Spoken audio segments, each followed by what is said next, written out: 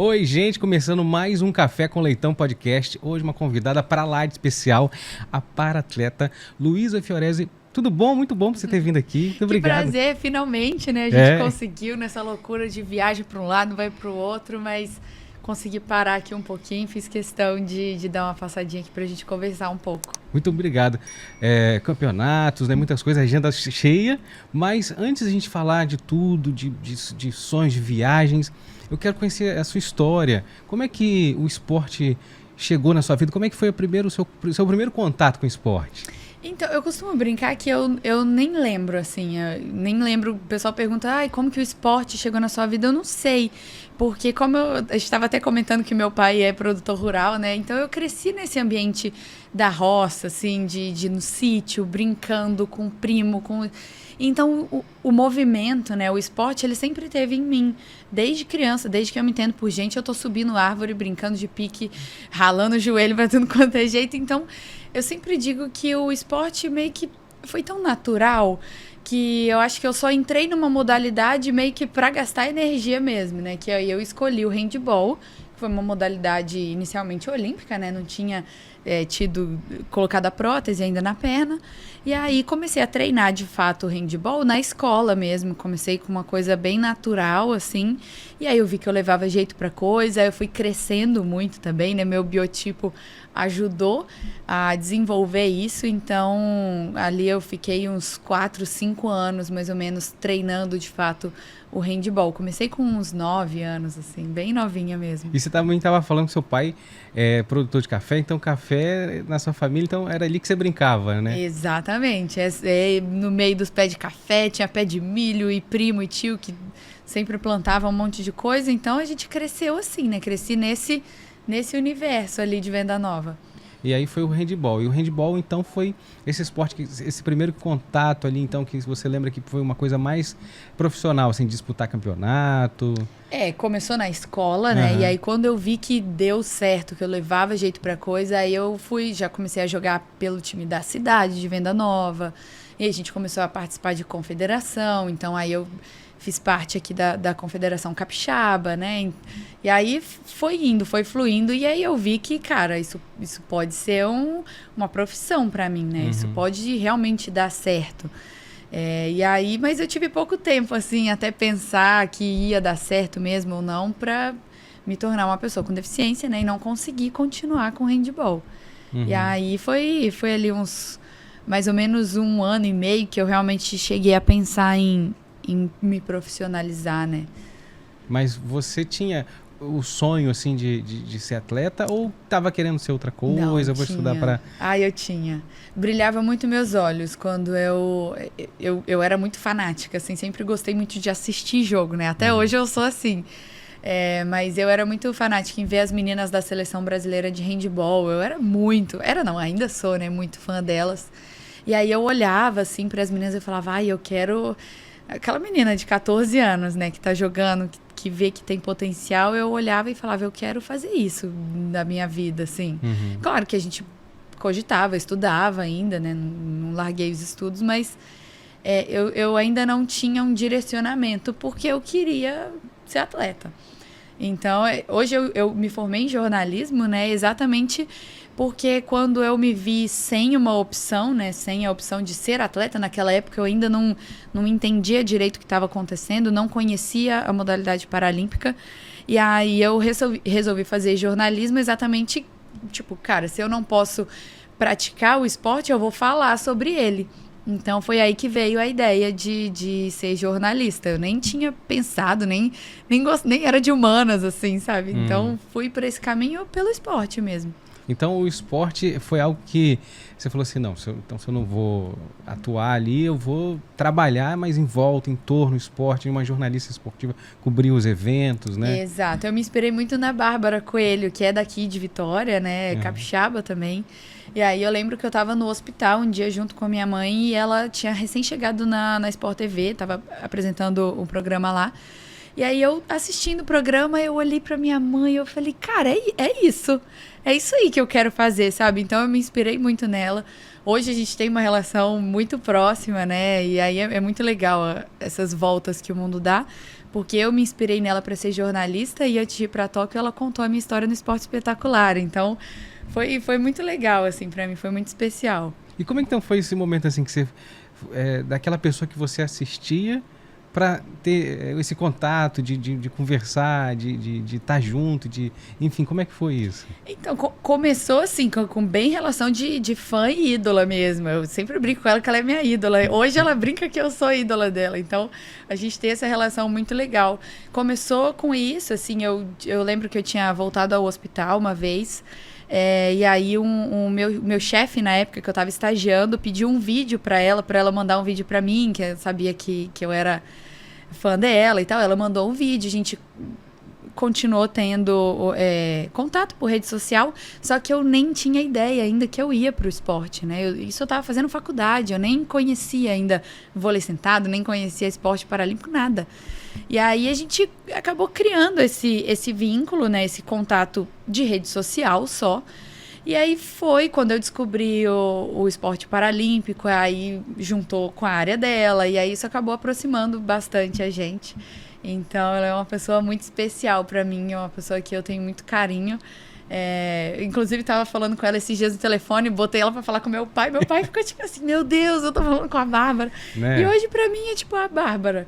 Então é uma pessoa que ainda é minha ídola, mas é minha ídola tão próxima, né? Tão acessível. Muito legal. Muito bacana. Mas assim, falando ali do handball, você estava ali e aí teve um momento que você teve a notícia que não ia dar para continuar jogando. Como é que foi? Isso. Eu digo que o esporte salvou a minha vida no sentido literal mesmo, porque eu comecei a sentir uma dor na perna, no joelho, e aí a gente acha que é tendinite, ligamento, né, quando você é atleta, e eu ia ter uma competição 2 ou 3 meses depois que eu comecei a sentir essa dor bem leve, assim. Então é uma dor que eu normalmente, naturalmente, não procuraria um médico já, mas como eu ia ter uma competição logo depois, eu falei, eu vou tratar isso agora, que deve ser uma tendinite, e aí, daqui 2 meses, eu vou voltar para esse campeonato. A gente estava super ansiosa para jogar esse campeonato, assim. Então, pensa, 15 anos, né? Adolescente. E aí, fui no médico, com uma dor bem leve ainda. Então, inicialmente, ele tratou mesmo de tendinite, porque eu não tinha outros sintomas, né? Era só a dor. A dor não passou. E aí, a gente resolveu fazer uma ressonância e descobrimos um câncer no osso. É um câncer que se chama osteosarcoma. Normalmente, ele é raro, mas quando ele dá em adolescentes mesmo. Então, foi um susto. Assim, a gente nem sabia que poderia, que adolescente podia ter câncer, sabe? Nunca tinha ouvido falar nesse tipo de coisa. Então, na minha cabeça, quando eu ouvi, era meio que assim, eu tenho um tumor, eu tenho um câncer, mas quando que eu vou poder voltar a jogar? Eu vou poder... Porque, entende, eu fui pra lá com a ideia de, eu vou tratar pra jogar o campeonato. Então, eu perguntei ao médico, eu vou poder jogar esse campeonato agora, daqui 2 meses? Aí ele já ficou meio assim. Ele viu que o buraco era mais embaixo, sabe? Ele viu que inicialmente ele não falou pra mim que eu não poderia mais jogar. Ele viu que era algo muito importante pra mim. Então, foi indo aos poucos, assim. Ele falou, não, vamos tratar primeiro, a gente vai começar, vai ser assim, assim, assim, nós vamos fazer quimioterapia, o seu cabelo vai cair, vai ser desse jeito, tudo que você sempre viu na televisão vai acontecer com você, e a gente vai ter que tirar o seu tumor, né, tirar o osso, e vamos colocar uma endoprótese. Por isso que hoje eu não sou amputada, né? Quando eu falo que eu tenho prótese, muita gente acha que eu sou amputada, né, que eu tenho a perna mecânica, e não. Exatamente porque eu procurei com antecedência, o meu câncer não estava super avançado, eu não tive metástase, então ele só ficou na perna. E aí eu consegui tirar o osso doente e colocar uma prótese de ferro, assim, né? Meio que eu tenho um ferro substituindo o meu osso, é meio que isso. E esse processo, então, do tratamento para você, até pelo médico ter falado assim, não, vamos tratar primeiro, depois para não vir aquela sobrecarga de situações, de decisões que naquela hora poderiam, assim, não ser tão importantes naquele momento, que o momento era você estar focada, né, em entender o processo. Como é que foi esse processo, então, do tratamento para você? O nome assusta muito, né? Quando a gente fala câncer, tipo, você está com câncer, parece que é uma sentença de morte, né? Tanto para mim quanto para minha família, assim, o momento que você ouve assusta muito. Mas eu acho que depois que eu fui entendendo que tinha tratamento, tinha cura, graças a Deus eu tive um diagnóstico até precoce. Então, o tratamento era possível, eu me agarrei nisso, assim. Então, o momento foi um susto, mas o durante, o depois, eu sofri muito mais fisicamente, né, com a químio. A químio é muito pesada, né? Não sei se você já teve alguém na família que... Então, a quimioterapia, assim, que, pô, eu sentia muito enjoo, vomitava muito, era aquela coisa bem intensa, assim. Mas psicologicamente não parecia que eu estava correndo risco de vida. Então era intenso fisicamente, mas eu nunca tive a sensação de que eu ia de fato morrer. Apesar de eu ter passado por situações assim bem extremas no hospital, que todos os médicos acharam que não ia voltar. Mas eu nunca tive essa sensação de morte mesmo, que eu ia morrer, apesar de estar correndo um risco de vida. Então, eu sinto que, assim, eu acho que foi mais leve por eu ter... O pessoal fala, ai, mas você era tão nova, né? Tão...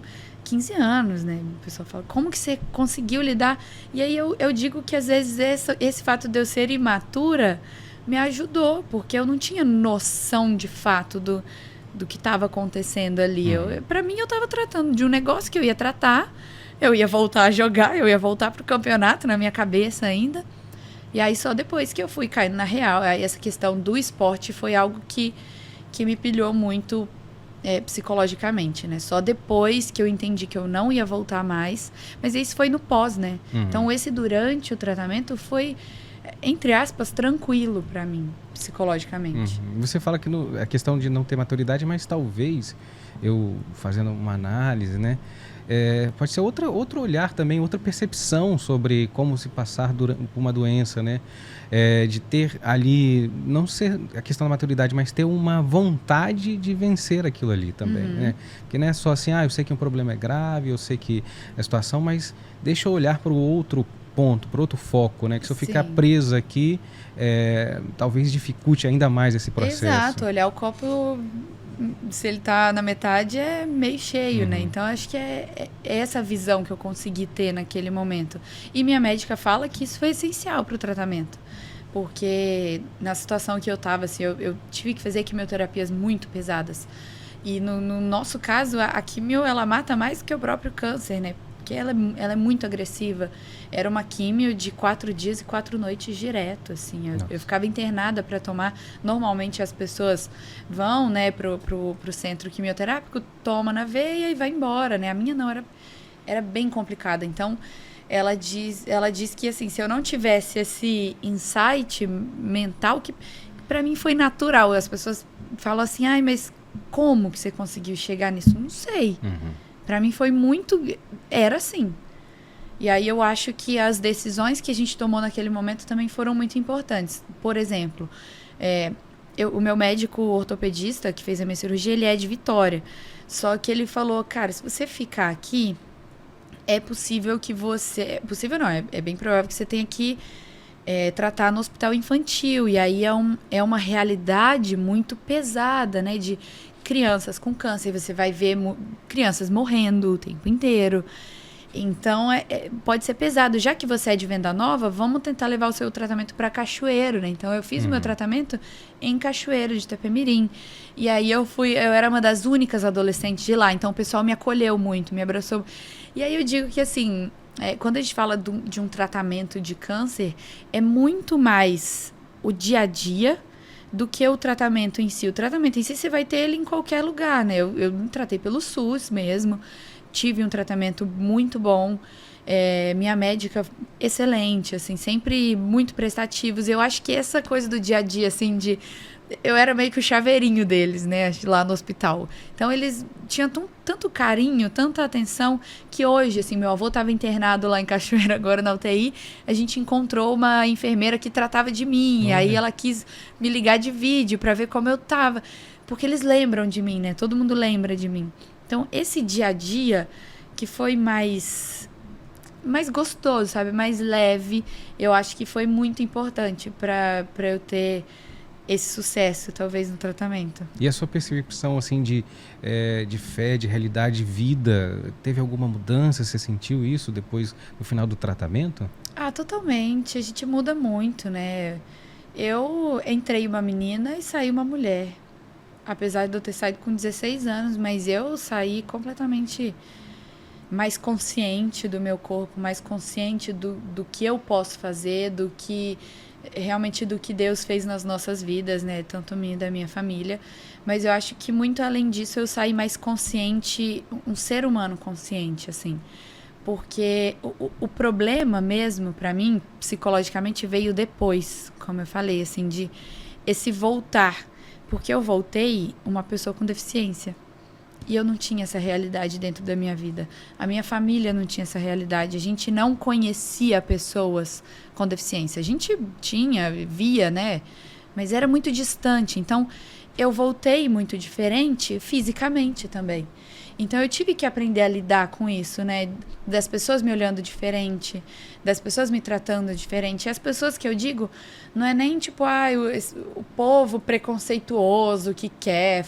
Não, é dentro da própria família mesmo. Porque dentro dos meus amigos, eu ia fazer educação física, eu sempre fui, como eu te contei, essa menina super ativa. Eu era a primeira a ser escolhida do time. Quando tirava o time lá, não, que era a Luísa. E aí, de repente, eu me tornei a café com leite, né? Que não conseguia correr, não conseguia fazer as coisas direito. Aí as pessoas ficavam meio assim, não, mas a Luísa é café com leite. Isso me incomodava demais. E aí, para mim, esse processo de me compreender de novo, de entender, assim, eu me sinto muito forte. Eu me sinto mais forte por esse pós do que pelo durante, assim. Porque eu consegui me impor. E me compreender como pessoa. Eu não deixei de ser uma pessoa. Eu não deixei de ter objetivo na vida. Eu não deixei de ter sonho. Eu não deixei de ser a Luísa só porque eu tenho um pedaço de ferro dentro da minha perna.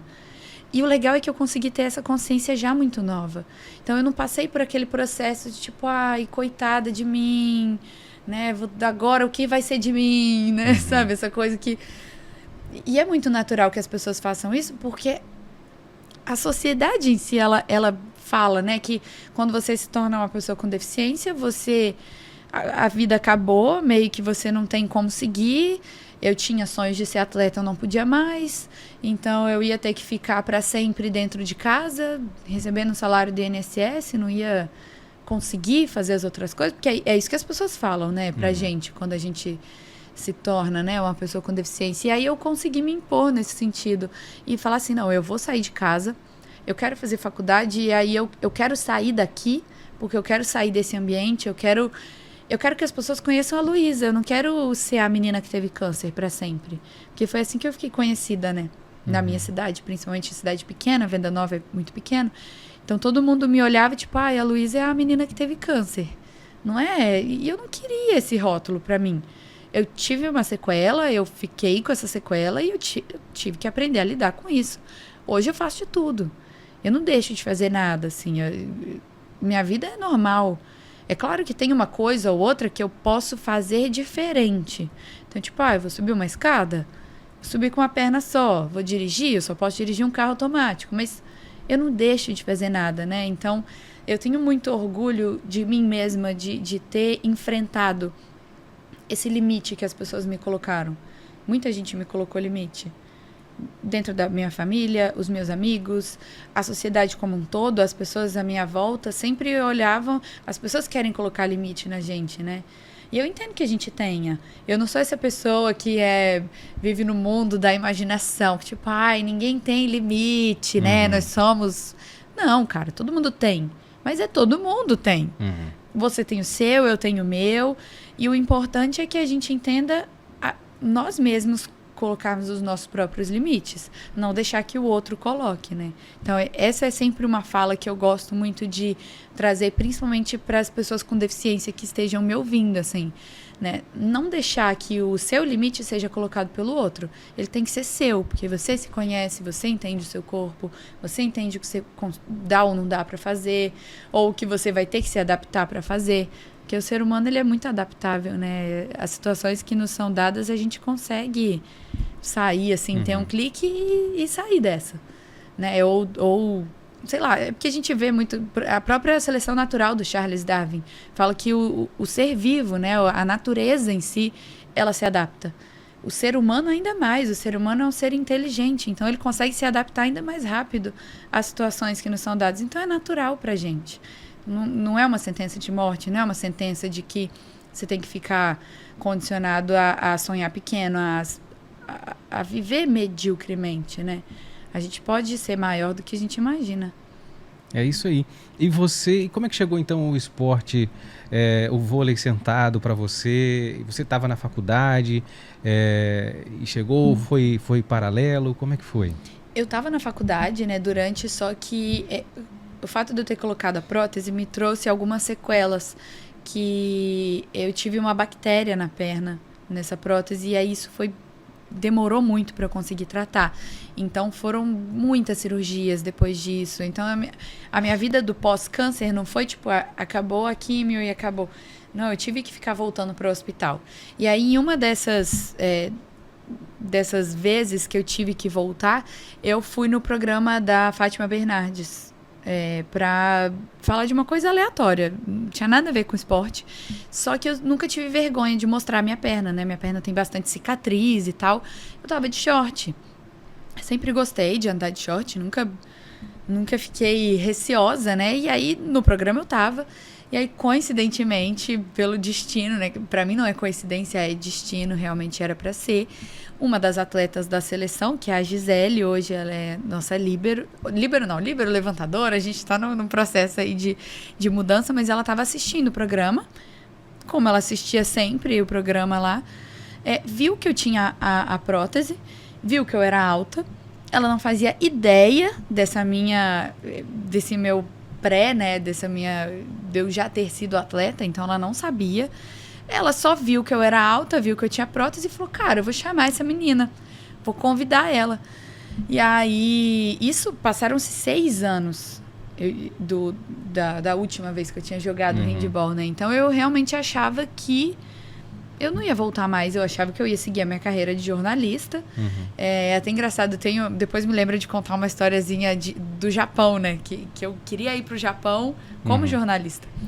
E aí, achei que eu ia seguir minha carreira normal e veio esse convite.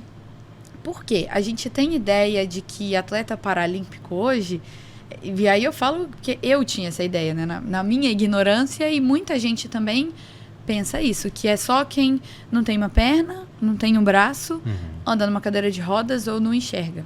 Acha que é restrito ali a esse. Então, eu olhava pra mim, eu tinha as 2 pernas.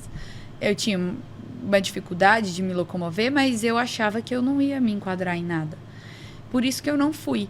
E essa é uma briga minha também, briga minha que eu digo assim, minha luta, né, de abrir os olhos de professores de educação física, de profissionais de educação física, para que eles enxerguem isso no aluno, né, lá na escola.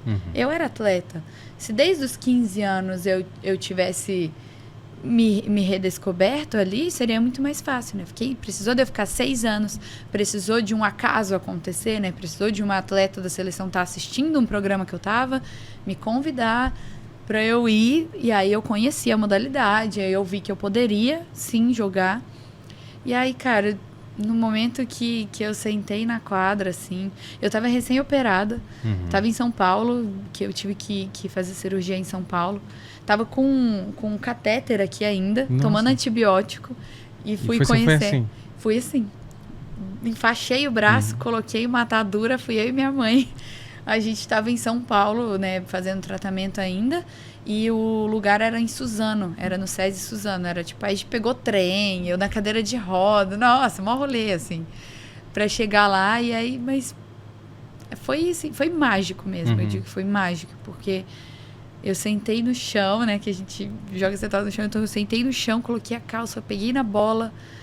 E aí, por mais que eu não tivesse a técnica aguçada, né, do vôlei, que eu jogava handball, eu sabia que era aquilo que eu queria fazer, assim, da minha vida. Então, eu acho que tudo aconteceu como deveria acontecer mesmo. Eu fiquei esses 6 anos fora porque ter ido para a faculdade também. Hoje eu sou formada, eu tenho eu tenho uma visão de mundo muito diferente. Foi muito importante para eu crescer como pessoa também. Mas eu acho que hoje é o que eu quero fazer, assim, é o que eu quero seguir. Eu acho que é a menina de 25 anos hoje que está realizando o sonho da menina de 14, né? E você já tinha um sonho de ir para o Japão. O Japão era algo que era um dos seus sonhos, né? Assim como você fez aquele vídeo das curiosidades que você já fez, do sapinho e tal. O Japão é um lugar que você queria ir. Desde a infância. Eu não sei explicar por quê. Eu lembro que quando a gente... naquela época de fazer 15 anos, né? As minhas amigas estavam viajando pra Disney. E aí eu cheguei até a conversar com os meus pais de alguma coisa disso. Tipo, você quer viajar? Aí eu quero, mas eu não quero ir pra Disney, não. Eu quero ir pro Japão. E aí eles ficaram tipo assim, mas como que nós vamos enfiar você num voo? Você vai parar no Japão sozinha. E por que o Japão, né? Não sei. Não sei explicar. Eu não sei se... Tipo, tinha uma prima que morava lá. E aí eu tive esse contato, sabia que ela... Mas não foi isso, assim. Eu gostava do Japão. Gostava, tipo... Eu sempre fui meio diferentona, então não queria... Talvez era isso também. Não queria seguir o que todas as minhas amigas estavam fazendo. Queria ir pro Japão. E aí fiquei com isso na cabeça. Mas é desde a infância mesmo que eu tenho essa vontade mesmo de conhecer. E aí, quando eu fui fazer jornalismo, né? Foi em 2016 isso. E logo tinha falado que as Olimpíadas iam ser em Tóquio. E aí é engraçado que a conta deu muito certo, né? Eu entrei na faculdade em 2016 e aí eu iria formar final de 2019. A Olimpíada ia ser meados de 2020, então eu já olhei para aquilo e falei assim, provavelmente eu vou estar desempregada, né? Porque recém-formada em jornalismo, a gente sabe como que é. Eu tenho vontade de ir para lá, para cobrir, e aí eu vou como freela, e mais uma vez a Bárbara afetando na minha vida, porque para começar a carreira dela, ela também fez isso. Ela vendeu, se eu não me engano, o carro dela para ir para a Copa de 2010, para cobrir como freela, e aí foi que começou a carreira dela, de fato, né? Ela cresceu, e aí eu falei, já que eu me inspirei na Bárbara desde cedo, vou fazer isso também. Então a minha ideia... Desde o início, aí eu conversei com os meus pais, né? Falei, seguinte, eu quero ir pro Japão assim que eu formar para cobrir as Olimpíadas. Então, eu não vou pagar formatura, né? O dinheiro que a gente gastaria em formatura, a gente vai guardando para eu pagar minha passagem, né? Que eu provavelmente ninguém vai pagar para mim. Então, eu vou, pago minha passagem. E assim ficou combinado, desde 2016, que eu iria pro Japão para cobrir as Olimpíadas. E aí, nesse plot twist aí da vida, de repente eu tava realizando um grande sonho de ser atleta e com a possibilidade de ir pra lá como atleta, né?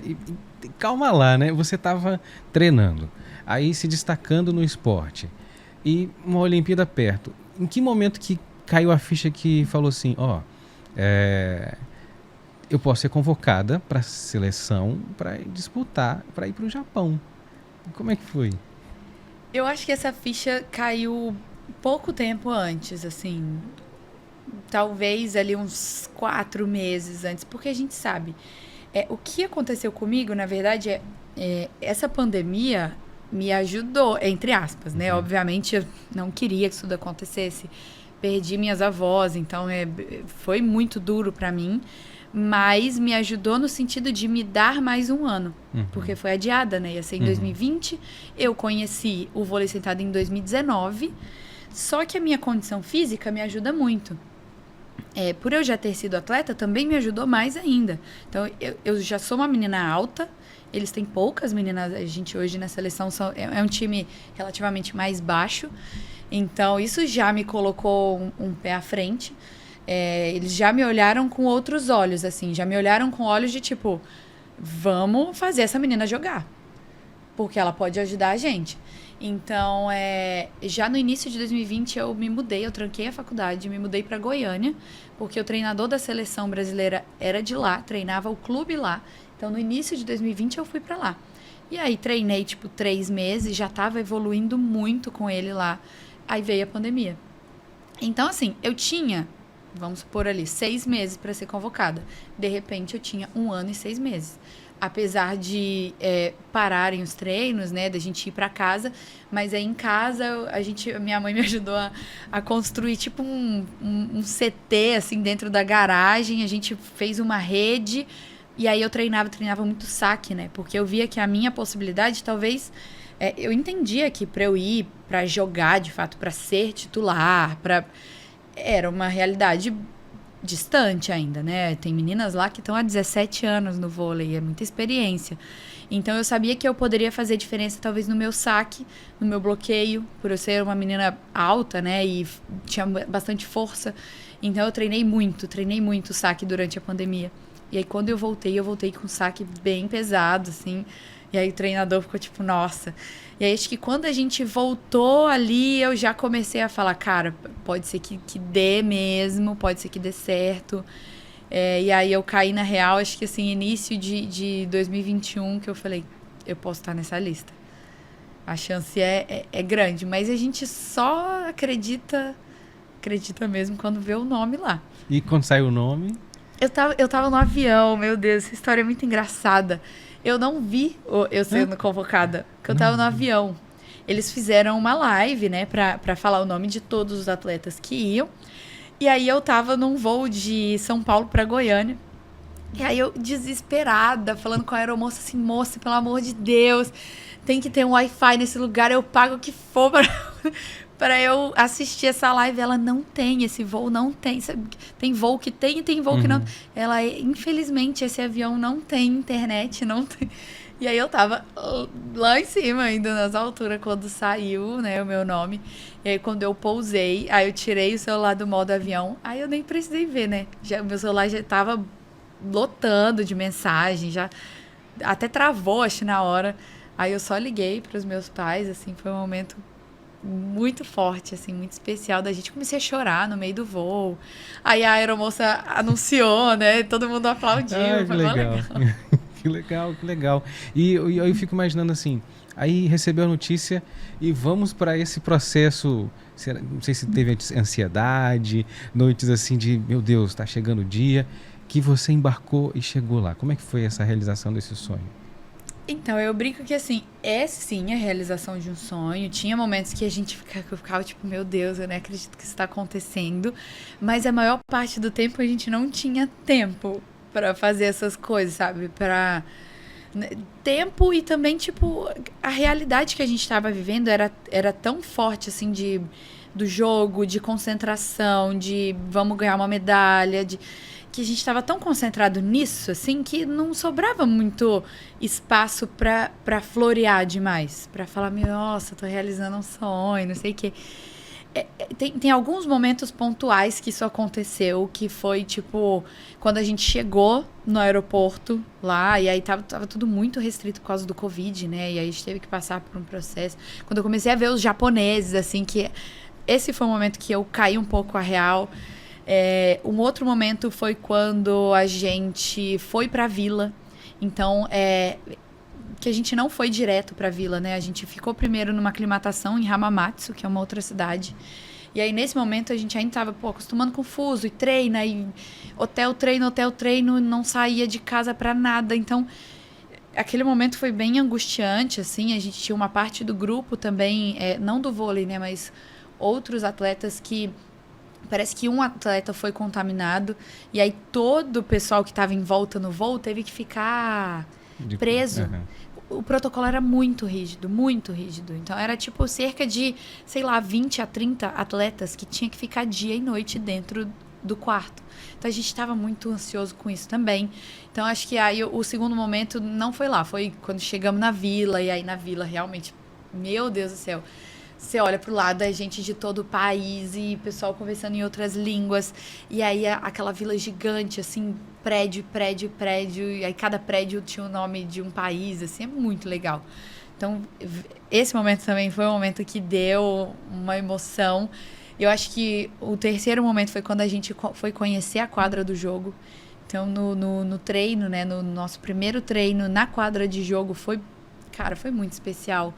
Porque realmente era arena, né? E tinha tudo em volta, assim, aí os nomes, e aí eu caí na real também, eu falei, gente, eu tô aqui, o que tá acontecendo? é verdade mesmo, eu tô aqui, né? E então foi muito especial. Acho que um outro momento também muito especial foi quando tocou o hino pela primeira vez, né?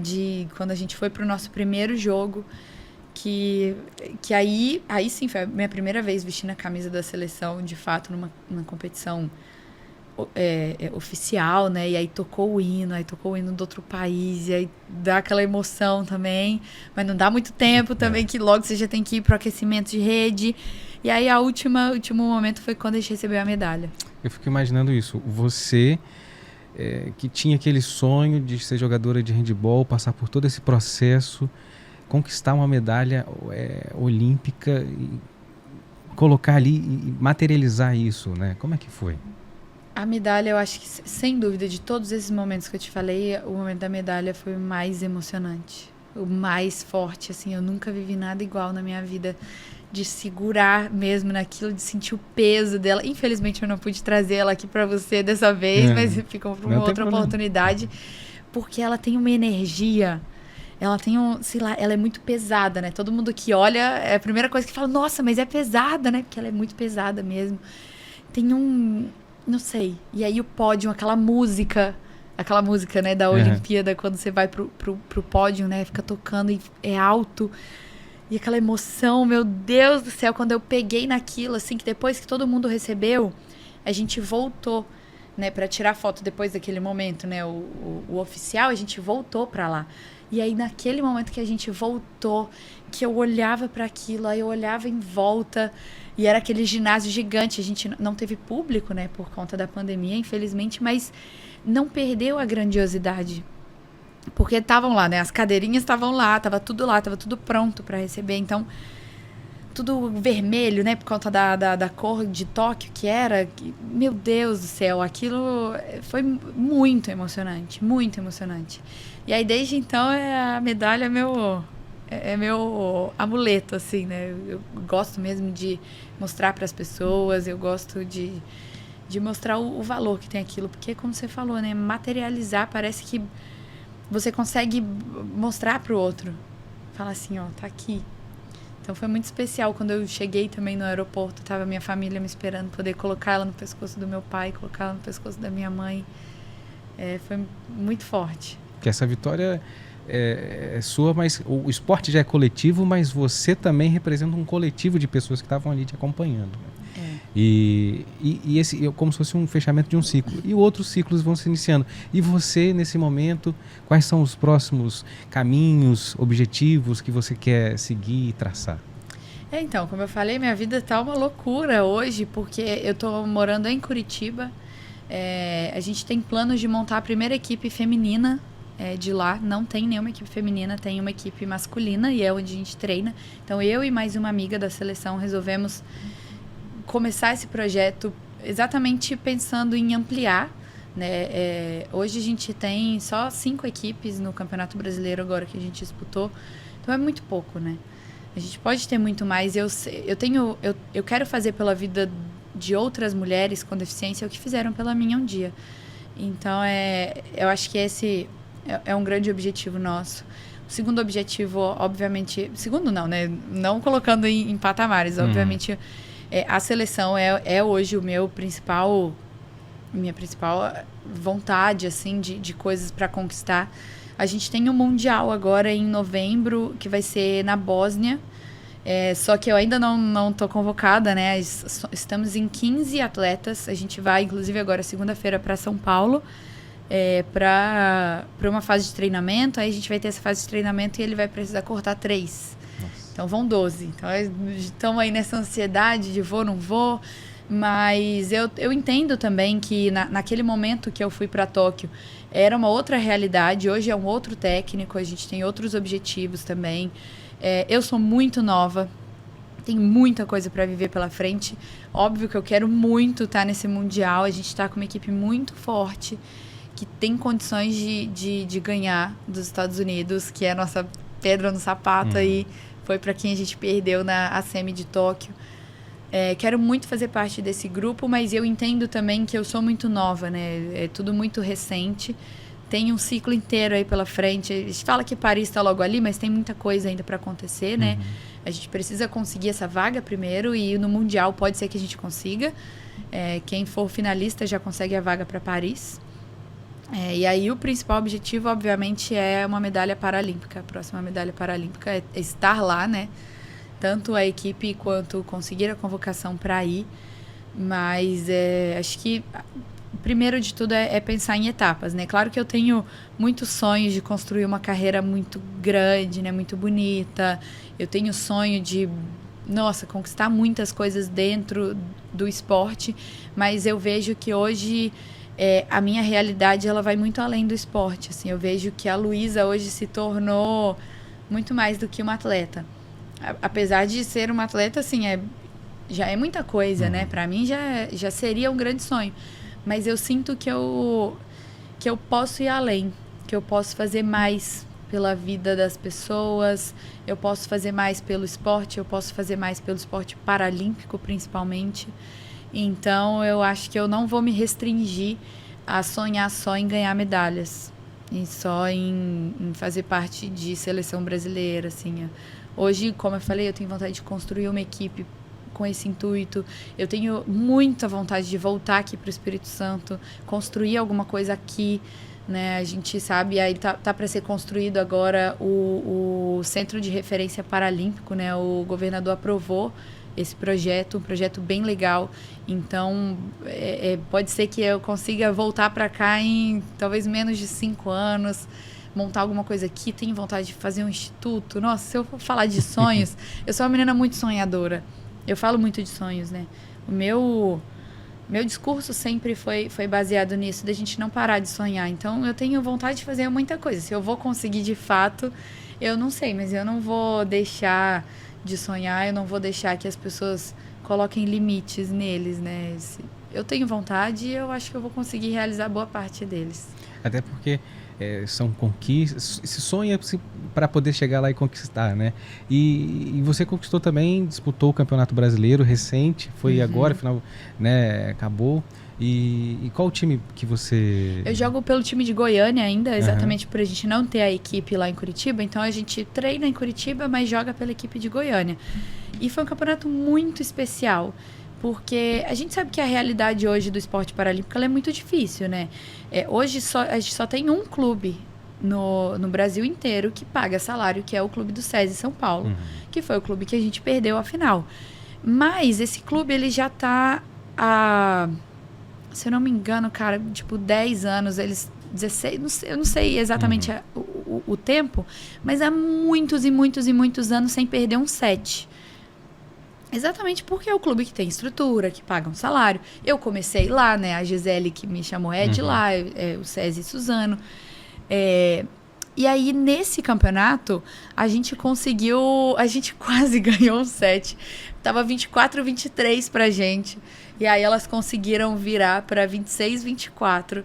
Mas foi uma das finais mais apertadas que a gente... Foi a final mais apertada, podemos dizer assim, na história do Campeonato Brasileiro. Então, é uma prata, mas é uma prata com gostinho tão especial, porque é uma equipe que não tem estrutura, tem meninas que ainda trabalham para ter que jogar, trabalham fora para conseguir se sustentar. As meninas, tipo, lá a gente comprava bola, tinha que comprar bola para jogar, sabe, tipo, tem uma estrutura que é mínima, mas não tem o que deveria ser. Então, a gente está muito orgulhosa, assim, de ter chegado tão perto, sendo que com a estrutura muito diferente. A gente percebeu que talvez no próximo a gente vai beliscar aí pelo menos um set e quem sabe essa medalha de ouro. E você falando isso, né, de ainda serem poucos núcleos de trabalho, a infraestrutura não é profissional na sua maioria, e mesmo assim o país, vocês, né, a gente fala o país, mas o país, a princípio, não tem muita gente investindo e contribuindo para isso acontecer, mas vocês foram lá, e chegaram, né? Então a gente fica só nesse desejo, e torcendo e cobrando para que invistam mais, né? Para que vocês possam ter mais centros, mais locais de treinamento, porque se assim chegou e conquistou uma medalha olímpica, né? Então Imagina se tivesse, de fato, né? Eu acho que é um ciclo, na verdade. E você aqui hoje está fazendo parte desse ciclo, porque a mídia ela é muito importante para isso também, né? A gente vê que talvez as empresas não investem tanto porque não tem tanto apelo midiático, né? A mídia não. Aí a mídia acaba falando, porque não tem consumo, como na Olimpíada, mas eu acho que não é nisso, é meio que um ciclo. Se você começar a falar sobre isso, as pessoas vão começar a assistir, que vão começar a ter mais apelo, que aí as empresas vão começar a olhar com outros olhos pra gente. Então, pra mim, a gente tem que quebrar esse ciclo de alguma forma, tem que começar a falar. E eu me vejo com esse papel hoje exatamente porque eu sou comunicadora. Eu me formei em jornalismo. Como eu te falei no início, eu acho que a minha vida aconteceu da forma que deveria acontecer, porque hoje eu posso fazer muito mais pelo esporte paralímpico nesse sentido. Hoje eu consigo me comunicar bem, eu consigo abrir portas, talvez, eu consigo fazer mais pelo esporte do que talvez as meninas que já estão batalhando há tanto tempo não puderam fazer, porque não tem essa bagagem mesmo de comunicação e tal. Então, eu acho que eu posso agregar muito nisso, e essa é uma coisa que eu assumi que eu posso fazer, sabe? Eu não vou fechar os olhos. Eu não vou querer que só eu sobressaia. Não, eu quero que o esporte venha junto nisso, né? Então, eu acho que é um ciclo, as pessoas já estão começando a olhar com outros olhos, principalmente o vôlei, né? A gente chama de vôlei fãs, né? Que são os fãs de vôlei convencional aqui no Brasil, são muitos. E às vezes eles nem sabiam que tinha o vôlei sentado. Então, nessa Paralimpíada, já foi muito falado com rede social, né? A rede social ajuda muito nisso também, da gente mostrar mais para as pessoas. Então, esses vôlei fãs já descobriram também o vôlei sentado, e aí a gente foi crescendo. E vamos crescendo aos poucos, sabe? Vamos falando mais sobre isso, vamos falando mais sobre o esporte.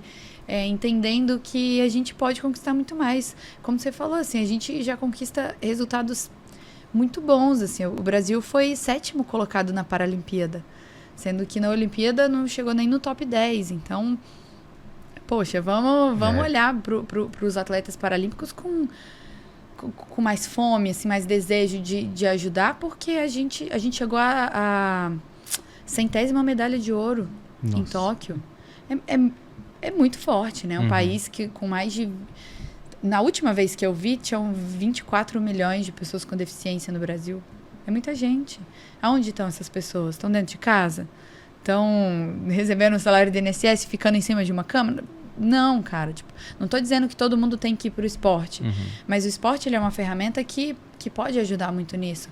Não só para ser profissional, também para ser profissional, porque tem muita gente que está aí escondida, que não acha, mas também como uma forma de inclusão. Às vezes nem quer praticar profissionalmente, mas que, eu posso ser útil, sabe? Eu posso fazer alguma coisa, eu posso fazer um esporte, eu posso...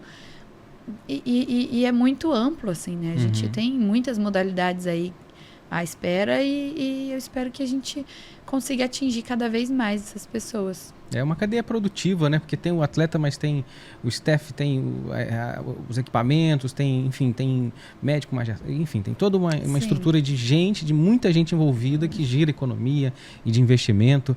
E eu acho que quem gosta de esporte, quem gosta de assistir, se teve uma audiência lá, o vôlei, né, dos outros atletas, mas quem assistiu a disputa da medalha com vocês foi muito emocionante, porque ganharam um set, depois perderam o outro, depois... Teve a virada histórica. Teve a virada que você fica assim, foi muito emocionante. Então, assim... E é muito legal de assistir. Eu fico impressionada, assim, que é muito rápido, né? Sim, é muito rápido, é muito forte. É porque a bola tá mais perto do chão, né? A gente não tem a impulsão, então talvez não tenha a força tão grande como no convencional por causa disso, né? Não tem a impulsão, né? Você não salta e tal. Só que é muito dinâmico. É muito rápido. É muito dinâmico. A bola tá aqui, caiu.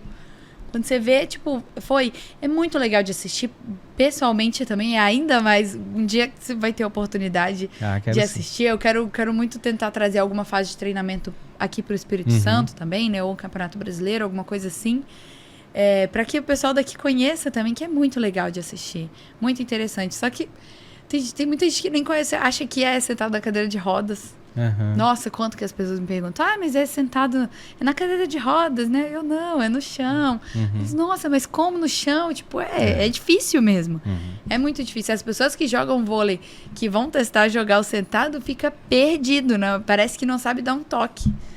Porque não é difícil, né? É uma outra noção de espaço, de entendimento do seu corpo, o deslocamento, né? Pra você chegar até a bola, pode ser que a bola tá aqui. Só que se você não der uma bundadinha pro lado e chegar na bola, você não chega bem.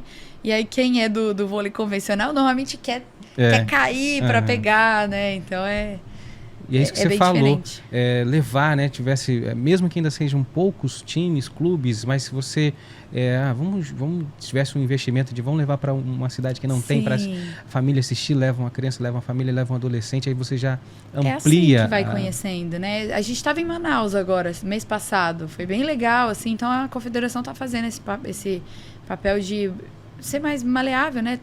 Não ficar só naquele centro de São Paulo, né? Que São Paulo é a nossa casa, né? O nosso CT é uma estrutura fenomenal. Talvez nesses lugares a gente não tenha a estrutura que a gente tem em São Paulo, mas em contrapartida a gente acaba conseguindo levar o esporte para mais pessoas, né? E espero trazer para cá também um dia. Claro. E Luísa, eu quero agradecer muito a sua participação.